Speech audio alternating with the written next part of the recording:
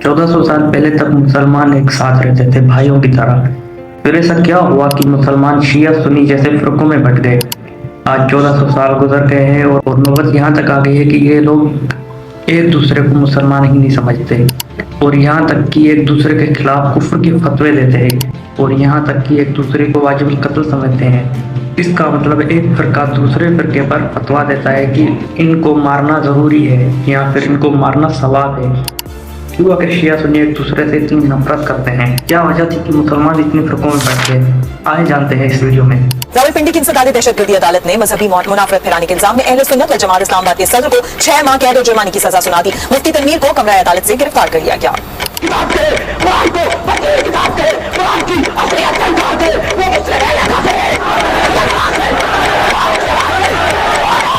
शिया काफिर इसलिए है कि हम उन बदतमीजों के नाम बता देते हैं, इसलिए लोग हमें काफिर कहते हैं कि हम पूछते हैं कि उन बदतमीजों के नाम बताओ।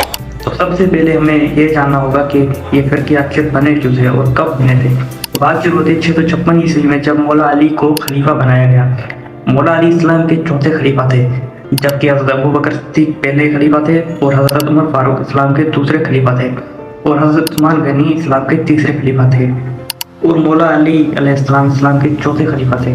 मगर मौला अली के खलीफा बनते ही हज़रत मुआविया ने बैत करने से मना कर दी और बगावत करना शुरू कर दी, जिसकी वजह ये थी कि हज़रत उस्मान गनी ने अपने दौरे हुकूमत में बनु उमैया के लोगों को अलग अलग ओहदों पर लगा दिया था और अलग अलग इलाकों का गवर्नर लगाया था।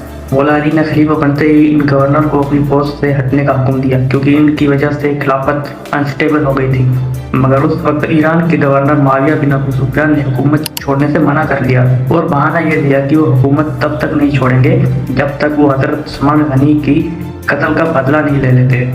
मौला अली ने मुआविया को बहुत समझाया, मगर मुआविया ने धमकियां देना शुरू कर दी, जिसकी वजह से मौला अली ने जंग की तैयारी करना शुरू कर दी। और इस तरह मौला अली और मुआविया के बीच जंगे जमल हुई और फिर जंगे स्पिन हुई, और फिर इस पूरी जंग में 4000 लोग बागी हो गए, क्योंकि मुआविया ने कुरान को नेज़ों पर उठा लिया था ताकि मौला अली के लश्कर में फूट पड़ जाए। और ऐसा ही हुआ, 4000 लोग बागी हो गए और उन लोगों ने मौला अली और मुआविया को कत्ल करने का इरादा बना लिया। मौला अली ने इसके साथ भी जंग की, जिसको जंगे नहरवान कहा जाता है, मगर उसके बाद मौला अली को शहीद कर दिया जाता है। फिर मुसलमान अपना खलीफा इमाम हसन को बनाते हैं और इमाम हसन लश्कर लेकर मुआविया से जंग करने जा रहे होते हैं, मगर मुआविया ने इस्लाह का पैगाम भेजा, जिसमें मुआविया ने लिखा था कि उसको एक बार खलीफा बनाया जाए ताकि वो हज़रत उस्मान गनी के कातलों से बदला ले सके। इमाम हसन इस बात के लिए मान गए, क्योंकि वो मुसलमानों का कत्लेआम नहीं देख सकते थे। इमाम हसन ने 3 शर्तें रखी। मुआविया खिलाफत के इस्लामी तरीके से चलाएंगे और अपने बाद किसी को भी खलीफा नामजद नहीं करेंगे, और मौला अली पर शब सितम बंद करवाएंगे। इसके बाद इमाम हसन ने मुआविया की बैत कर ली, मगर मुआविया ने एक भी शर्त पूरी नहीं की। उसने अपने बेटे को खलीफा बनाया और बनु उमैया ने 6 माह के अंदर इमाम हसन को जहर देकर शहीद कर दिया। अब मुआविया ने अपने बेटे यजीद को खलीफा बना दिया था, मगर कूफा के लोगों ने इमाम हुसैन को खत लिखा कि आप कूफा आ जाए, हम आपके हाथ पर बैत कर लेंगे। इसलिए इमाम हुसैन ने 70 साथियों के साथ कूफा के लिए निकल गए, मगर यजीद ने रास्ते में उनका पानी बंद कर दिया और फिर 10 मुहर्रम को इमाम हुसैन और उनके साथियों को शहीद कर दिया गया। धोनी को सोने और चांदी से कर दो कि मैंने बहुत बड़े बादशाह को मारा है, मैंने उसे कत्ल किया है जिसके माँ बाप सबसे बेहतर है।